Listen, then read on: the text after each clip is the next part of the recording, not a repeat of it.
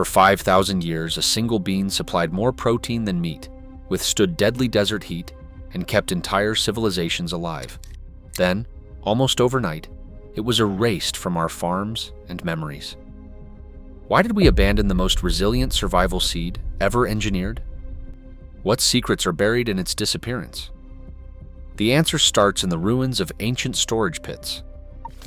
Archaeologists working in the arid valleys of central Mexico uncovered evidence that survival in these harsh landscapes was never left to chance.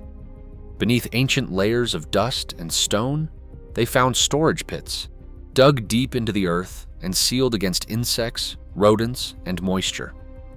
Inside, the remains of beans, maize, and squash had endured for centuries. Radiocarbon dating placed some of these caches at more than 2,000 years old, a testament to deliberate planning in a world where famine was always one failed harvest away. The beans preserved in these pits were not just any food. Dried and stored in darkness, they retained a nutritional profile that modern analysis still finds remarkable, up to 25 grams of protein per 100 grams, comparable to the best cuts of meat, but requiring a fraction of the water and no pasture. For people living in a land of searing heat and erratic rains, these seeds offered not only calories, but the building blocks of muscle, blood, and immune strength. The scale and care of these storage pits show a society thinking beyond the next meal. These were not emergency stashes left by foragers, but organized reserves, insurance against drought, war, or blight. The presence of protein-rich beans in sealed long-term caches signals a strategy of survival rooted in knowledge passed from one generation to the next. Long before the age of laboratories and gene sequencing, these ancient farmers recognized the value of a seed tough enough to outlast both the desert and time itself. In 2021, a team of genomics scientists published a sweeping analysis of the tepary bean's DNA, drawing samples from across its wild and cultivated range.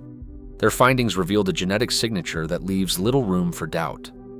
All modern domesticated tepary beans descend from a single founding population in the Sonoran and Sinaloan desert margin of northwestern Mexico. Unlike crops with tangled histories of multiple domestications, such as common bean with its distinct Andean and Mesoamerican origins, tepary's genome forms a tight cluster, nested within the diversity of wild desert beans from this region. The data show a clear domestication bottleneck. Wild tepary populations still hold a wide spectrum of genetic diversity, but the cultivated beans share long stretches of identical DNA, evidence of a sharp reduction in founder numbers. In demographic models, this pattern is consistent with a single, primary domestication several thousand years ago, likely in the mid to late Holocene, though exact calendar dates remain out of reach without ancient DNA. Within these domestication blocks, the team identified hundreds of genes under strong selection, most tied to traits that matter for survival in the desert: heat and drought tolerance, rapid flowering, and reliable seed set in short, erratic rainy seasons. The domestication genome also carries the hallmarks of deliberate human choice. Early farmers favored plants that could thrive on minimal water, mature quickly, and deliver dense nutrition in small, hard seeds, traits that now stand out in the modern crop's DNA. No evidence points to parallel domestications elsewhere. The cultivated tepary's closest genetic relatives are wild beans from the same Sonoran corridor, and no deep splits or divergent lineages appear within the crop. This single origin story, written in the genome, confirms what indigenous farmers practiced for generations: a focused experimental approach to breeding a survival seed long before the science could measure it. Today, the blueprint of that ancient decision-making is visible, gene by gene, in every handful of tepary beans harvested from the desert. At the heart of the tepary bean's survival is a set of biological defenses rarely matched in the plant world. When daytime temperatures soar past 110 degrees Fahrenheit, most crops wither. Tepary beans persist, relying on a suite of molecular adaptations. Inside their cells, they accumulate amino sugars and protective compounds that stabilize proteins and membranes at temperatures up to 118 degrees Fahrenheit. These molecules prevent the breakdown of essential enzymes and keep the plant's metabolism running when heat cripples other species. But survival is not just a matter of chemistry. The tepary leaf responds to the desert's punishing sun by folding along the midrib during the hottest hours, shrinking the surface area exposed to direct light. This simple movement slashes water loss, allowing the plant to conserve moisture even as the soil cracks and the air dries out. When night falls and temperatures drop, the leaves unfurl, maximizing the capture of any stray dew and resuming full photosynthesis. Beneath the ground, tepary roots form partnerships with specialized bacteria known as rhizobia. These bacteria colonize nodules on the roots and convert nitrogen from the air into forms the plant can use, eliminating the need for synthetic fertilizers. In depleted soils where other crops strip away the last reserves of fertility, tepary beans rebuild what is lost. This self-sufficiency allows them to thrive in fields abandoned by less resilient staples. Each of these traits, molecular shields against heat, physical strategies to save water, and the ability to restore soil, combine to make the tepary bean a rare example of a crop that can endure and even prosper where others fail. Fields carved into dry washes, known as akchin, transform the Sonoran Desert into a landscape of survival.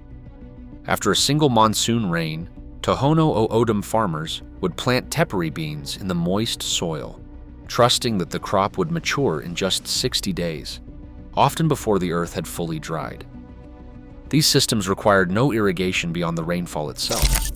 Even in years when the desert received as little as 3 inches of rain, harvests were possible. The beans' rapid germination and short growing season meant that food security was not left to chance, but engineered into the rhythm of the land. By the early 20th century, regional records and oral histories describe a thriving trade.